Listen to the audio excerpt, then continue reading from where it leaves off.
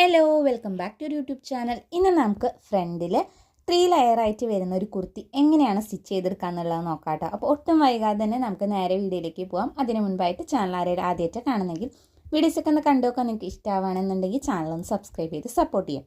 അപ്പോൾ ഞാൻ അതിനായിട്ട് എടുത്തിട്ടുള്ളത് ക്രേപ്പിൻ്റെ മെറ്റീരിയലാണ് കേട്ടോ, ഈ ഒരു ഗ്രീൻ കളറായിട്ട് വരുന്നത്. പിന്നെ നമുക്ക് സെൻറ്ററിൽ വെക്കാനായിട്ട് ഇതേപോലെ ജോർജറ്റിൻ്റെ മെറ്റീരിയൽ എടുത്തിട്ടുണ്ട്. അതിന് മാച്ചായിട്ടുള്ള റെഡ് കളർ ലൈനിങ് കൂടി എടുത്തിട്ടുണ്ട് കേട്ടോ. അപ്പോൾ നമുക്കിനി ഇത് എങ്ങനെയാണ് കട്ട് ചെയ്തെടുക്കാൻ നോക്കട്ടെ. അപ്പോൾ ആദ്യം തന്നെ തുണി ഇതേപോലെ രണ്ടാക്കി മടക്കിയിട്ട് കൊടുത്തിട്ടുണ്ട്. അപ്പോൾ ബാക്ക് പോർഷനാണ് കേട്ടോ ആദ്യം കട്ട് ചെയ്തെടുക്കുന്നത്.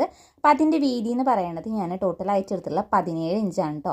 അപ്പോൾ ആദ്യം തന്നെ ഇനി നമുക്ക് നെക്ക് മാർക്ക് ചെയ്യാം. 2.25 ഇഞ്ച് നെക്കാണ് കേട്ടോ മാർക്ക് ചെയ്ത് കൊടുത്തിട്ടുള്ളത്. പിന്നെ നമുക്ക് വരുന്നത് 3.5 ഇഞ്ച് ഷോൾഡറും കൂടി മാർക്ക് ചെയ്തെടുക്കാം. ഇനി 7 ഇഞ്ച് ഇതേപോലെ നമുക്ക് ഷോൾഡറിൻ്റെ അവിടെ നിന്ന് താഴത്തേക്ക് ഇതുപോലെ ആം ഹോളിൻ്റെ അവിടെ നിന്ന് മാർക്ക് ചെയ്ത് കൊടുക്കണം. ഇനി നമുക്ക് ചെസ്റ്റാണ് മാർക്ക് ചെയ്ത് കൊടുക്കേണ്ടത്. അത് എനിക്ക് വരുന്നത് 9.5 ഇഞ്ചാണ്. അതിൻ്റെ കൂടെ ഞാൻ എക്സ്ട്രാ 2 ഇഞ്ച് സീം അലവൻസും കൂടി ചേർത്തിട്ട് 11.5 ഇഞ്ച് എടുത്തിട്ടുണ്ട്. ഇനി നമുക്ക് ഷേപ്പ് ലെങ്ത്ത് മാർക്ക് ചെയ്ത് കൊടുക്കാം. അപ്പോൾ അത് 14 ഇഞ്ചാണ് എടുത്തിട്ടുള്ളത്. ഇനി ഷേപ്പിൻ്റെ അവിടെ വരുന്നത് 8 ഇഞ്ചാണ് കേട്ടോ. അപ്പോൾ അതിൻ്റെ കൂടെ നമ്മൾ 2 ഇഞ്ച് എക്സ്ട്രാ ചേർത്തിട്ട് 10 ഇഞ്ച് ഇതേപോലെ ഒന്ന് മാർക്ക് ചെയ്ത് കൊടുക്കാം. ഇനി നമുക്ക് ഹിപ്പിൻ്റെ അവിടെയാണ് മാർക്ക് ചെയ്യേണ്ടത്. അപ്പോൾ ഹിപ്പിൻ്റെ അവിടെ ലെങ്ത്ത് വരുന്നത് 19 ഇഞ്ചാണ്. അവിടെ ഞാൻ ടോട്ടലായിട്ട് എടുക്കുന്ന വിട്ട് 13 ഇഞ്ച് ഇതേപോലെ ഒന്ന് മാർക്ക് ചെയ്ത് കൊടുക്കുന്നുണ്ട്.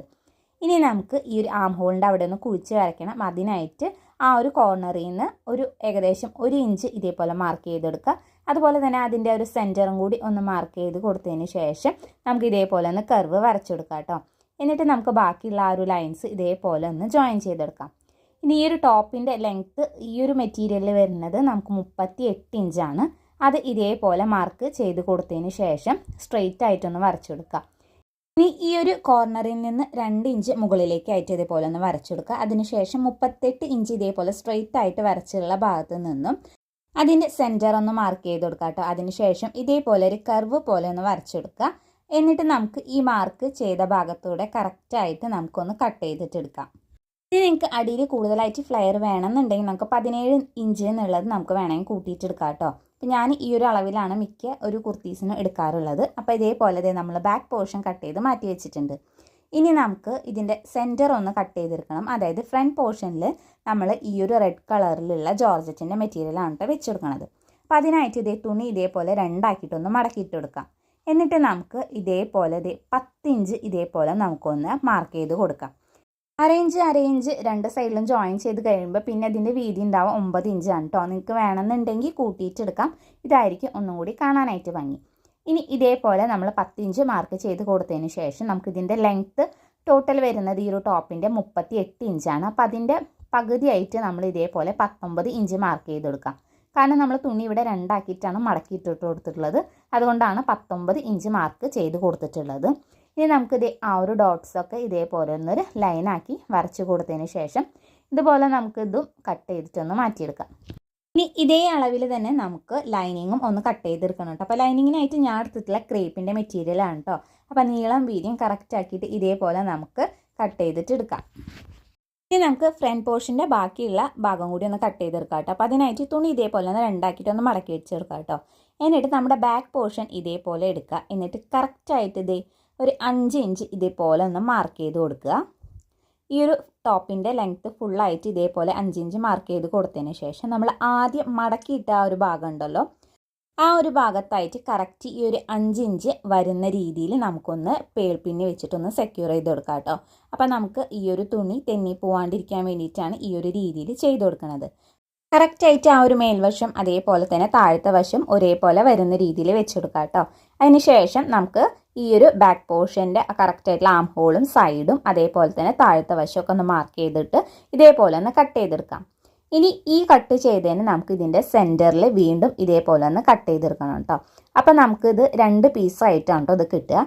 അങ്ങനെ നമ്മുടെ ഫ്രണ്ട് പോർഷനിലെ സൈഡിലുള്ള 2 പീസ് കിട്ടിയിട്ടുണ്ട്. അപ്പോൾ 3 കൂടി വരുമ്പോൾ ഇങ്ങനെയാണ് കേട്ടോ ഇതിൻ്റെ ഫ്രണ്ട് പോർഷൻ ഉണ്ടാവുക. ഇനി നമുക്ക് സ്ലീവ്സ് ആണ് കട്ട് ചെയ്തെടുക്കേണ്ടത്. അപ്പോൾ അതിനായിട്ട് തുണി ഇതുപോലെ 4 ആക്കി മടക്കിയിട്ട് എടുത്തിട്ടുണ്ട്. ഞാൻ ചെറിയ സ്ലീവ്സ് ആണ് കേട്ടോ സ്റ്റിച്ച് ചെയ്തെടുക്കുന്നത്. അപ്പോൾ സ്ലീവ്സിൻ്റെ ലെങ്ത് ആയിട്ട് എടുത്തുള്ളത് 6 ഇഞ്ചും അതേപോലെ തന്നെ ഹാഫ് സ്ലീവ് വരുന്നതുകൊണ്ട് തന്നെ ഞാൻ ഉള്ളത് വെച്ചിട്ട് അങ്ങനെ ഒരു 14 ഇഞ്ച് വീതിയും കൂടി എടുത്തിട്ടുണ്ട്. അത് ഇതേപോലെ നമുക്ക് 6 ഇഞ്ച് ഒന്ന് മാർക്ക് ചെയ്ത് കൊടുത്തതിന് ശേഷം മേലെ ഇതേപോലെ കറക്റ്റായിട്ട് ഒരു ലൈൻ വരച്ചെടുക്കുക. അതിന് ശേഷം സൈഡിൽ ഇതേപോലെ 3 ഇഞ്ച് മാർക്ക് ചെയ്ത് കൊടുക്കുക. എന്നിട്ട് ഇതിൻ്റെ സെൻറ്ററും കൂടി ഇതേപോലെ കറക്റ്റായിട്ട് ഒന്ന് മാർക്ക് ചെയ്ത് കൊടുത്തതിന് ശേഷം നമുക്ക് നോർമൽ സ്ലീവ് എങ്ങനെയാണോ കട്ട് ചെയ്തെടുക്കുന്നത് അതേപോലെ തന്നെ ഇതേപോലെ ഒന്ന് കുഴിച്ച് വരച്ചെടുക്കാം. പിന്നെ അടിവശം ഞാൻ കട്ട് ചെയ്തെടുക്കുന്നില്ല, കാരണം നമ്മൾ അടിയിൽ എലാസ്റ്റിക് ഇട്ട് കൊടുക്കുന്നുണ്ട്. അതുകൊണ്ട് അടിവശം നമുക്ക് ഇതേപോലെ മാർക്ക് ചെയ്ത് കൊടുക്കേണ്ട ആവശ്യമില്ല. ഇനി നമ്മൾ ഈ വരച്ച ഭാഗത്ത് കൂടെ കറക്റ്റായിട്ട് ഇതേ നമ്മുടെ സ്ലീവ്സ് ഒന്ന് കട്ട് ചെയ്ത് കൊടുക്കുക. എന്നിട്ട് ഇതുപോലെ ഫോൾഡഡ് ആയിട്ടുള്ളൊരു ഭാഗം ഉണ്ടായിരുന്നു, അപ്പോൾ ആ ഒരു സൈഡ് ഞാൻ ഇതേപോലെ കട്ട് ചെയ്ത് എടുത്തിട്ടുണ്ട് കേട്ടോ. ഇനി നമുക്ക് അടിയിൽ ഫ്രില്ല് വെക്കണം. അപ്പോൾ അതിനായിട്ട് തുണി ഇതേപോലെ രണ്ടാക്കിയിട്ട് മടക്കിയിട്ട് കൊടുത്തിട്ടുണ്ട് കേട്ടോ. അപ്പോൾ ഈ ഒരു ഫ്രില്ലിനായിട്ടുള്ള വീതി ഞാൻ എടുത്തിട്ടുള്ളത് 6 ഇഞ്ചാണ്. അടിയിൽ മടക്കി തയ്ക്കാനായിട്ട് 1/2 ഇഞ്ചും ജോയിൻ ചെയ്യാനായിട്ട് മേലെ 1/2 ഇഞ്ചും പോയി കഴിഞ്ഞാൽ പിന്നെ നമുക്ക് ഉണ്ടാവും ടോട്ടൽ 5 ഇഞ്ചാണ് കേട്ടോ.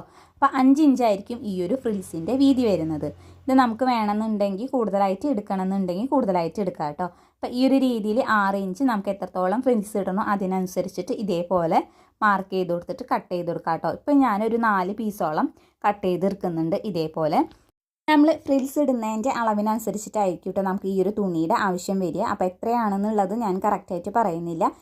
ഇനി നമുക്ക് ബാക്കിലത്തെ നെക്ക് ഒന്ന് കട്ട് ചെയ്തെടുക്കാം കേട്ടോ. അപ്പോൾ അതിനായിട്ട് നെക്ക് വിഡ്ത്ത് എടുത്തിട്ടുള്ളത് 2.25 ഇഞ്ചാണ്. അത് ഇതേപോലെ ഒന്ന് മാർക്ക് ചെയ്തെടുക്കാം.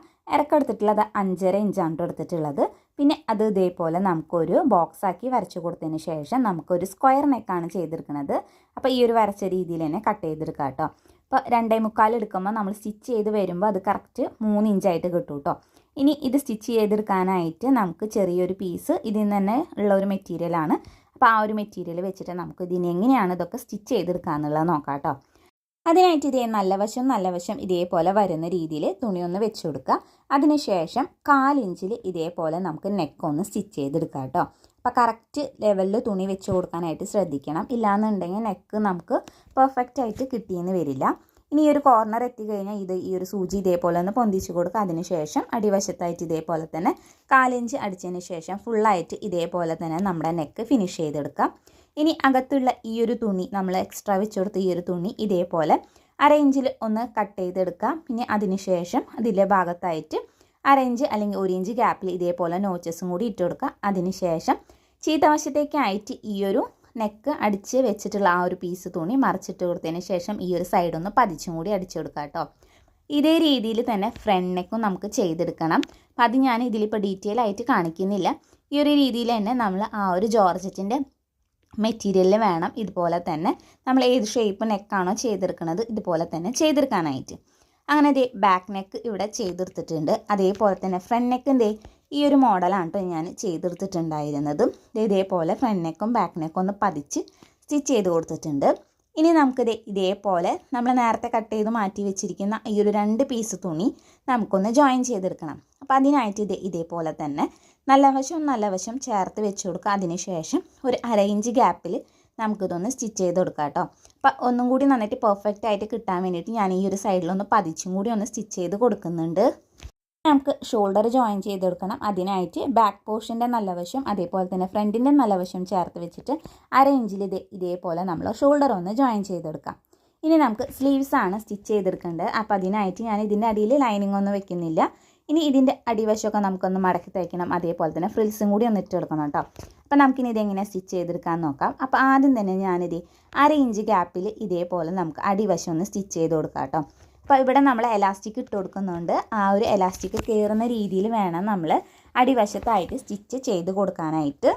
ഏകദേശം 1/4 ഇഞ്ച് വരുന്ന എലാസ്റ്റിക്കാണ് നമ്മൾ ഇതിൻ്റെ ഉള്ളിൽ കൂടെ കയറ്റാനായിട്ട് പോകുന്നത്. അപ്പോൾ അതിനനുസരിച്ചിട്ട് ഗ്യാപ്പ് വേണം. അപ്പോൾ അതുകൊണ്ട് തന്നെ നമുക്ക് ഒരു 1/2 ഇഞ്ചിൽ ഇതേപോലെ ഇതിൻ്റെ അടിവശം ഒന്ന് മടക്കി തയ്ച്ച് കൊടുക്കാം കേട്ടോ. അപ്പോൾ 2 സ്ലീവ്സും ഇതേപോലെ തന്നെ ചെയ്ത് കൊടുക്കാം. അതിന് ശേഷം ഇതേപോലെ നമുക്ക് മേലെ അയച്ച് ഒന്ന് പ്ലീറ്റ്സ് ഇട്ട് കൊടുക്കാം. അപ്പോൾ അതൊക്കെ നമ്മുടെ ഇഷ്ടത്തിനനുസരിച്ചിട്ട് ചെറിയ പ്ലീറ്റ്സോ അല്ലെങ്കിൽ വീതിയെ കൂടിയ പ്ലീറ്റ്സോ നമുക്ക് ഇട്ട് കൊടുക്കാവുന്നതാണ് കേട്ടോ. അപ്പോൾ ഏകദേശം നമ്മുടെ തുണി എത്രയുണ്ട് അപ്പോൾ അതിനനുസരിച്ചിട്ടാണ് പ്ലീറ്റ്സിൻ്റെ ഒക്കെ എണ്ണം വരിക. ഇതേപോലെ തന്നെ നമുക്ക് 2 സ്ലീവ്സോ ഒന്നും ഇതുപോലെ പ്ലീറ്റ്സ് ഇട്ട് കൊടുക്കാം. അതുപോലെ തന്നെ അടിവശം ഇതേപോലെ തന്നെ ഒന്ന് സ്റ്റിച്ച് ചെയ്തും കൂടി എടുക്കുക. അതിന് ശേഷം നമുക്ക് സ്ലീവ്സ് ഇതേപോലെ ഒന്ന് ജോയിൻ ചെയ്തെടുക്കാം കേട്ടോ. അപ്പോൾ അതിനായിട്ട് ഇതേപോലെ തന്നെ സ്ലീവ്സിൻ്റെ നല്ല വശം ചേർത്ത് വെക്കുക. എന്നിട്ട് ഒരു 1/2 ഇഞ്ചിൽ ഇതേപോലെ നമുക്ക് സ്ലീവ്സും കൂടി ഒന്ന് ജോയിൻ ചെയ്തെടുക്കാം.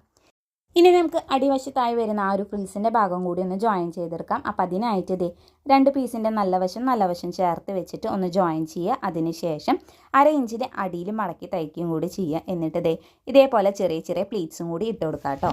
ടോപ്പിൻ്റെ അടിവശത്തായിട്ട് ഇതേപോലെ അറേഞ്ചിൽ ഈ ഒരു പ്ലീറ്റ് വരുന്ന ഭാഗം നമുക്ക് നല്ല വശം ചേർത്ത് വെച്ച് സ്റ്റിച്ച് ചെയ്തെടുക്കാം. അതേപോലെ തന്നെ ഷേപ്പും കൂടി ഒന്ന് മാർക്ക് ചെയ്തെടുക്കാം കേട്ടോ. പിന്നെ നമുക്ക് ഇതിൻ്റെ ഫൈനൽ റിസൾട്ട് ഒന്ന് കണ്ടുനോക്കാം. ഇതാണ് കേട്ടോ അപ്പോൾ ഈ ഒരു ഫ്രോക്കിൻ്റെ ഫൈനൽ റിസൾട്ട് കേട്ടോ. അപ്പോൾ അടിയിൽ ഇത് അത്യാവശ്യം നല്ല ഫ്ലയർ ആയിട്ട് ഫ്രില്ല് കൊടുത്തിട്ടുണ്ട്. അതുപോലെ തന്നെ സ്ലീവ്സ് ഇതേപോലെ ഞാൻ എലാസ്റ്റിക് ഇട്ടിട്ട് പഫ് സ്ലീവ്സ് ആയിട്ടാണ് കേട്ടോ ചെയ്തിട്ടുള്ളത്. സെൻറ്റർ പോർഷൻ ആയാലും അത് നല്ല നീറ്റായിട്ട് നമുക്ക് കിട്ടിയിട്ടുണ്ട് കേട്ടോ. അപ്പോൾ നിങ്ങളും ഇതൊന്ന് എന്തായാലും ഒന്ന് ട്രൈ ചെയ്ത് നോക്കി നോക്കുക.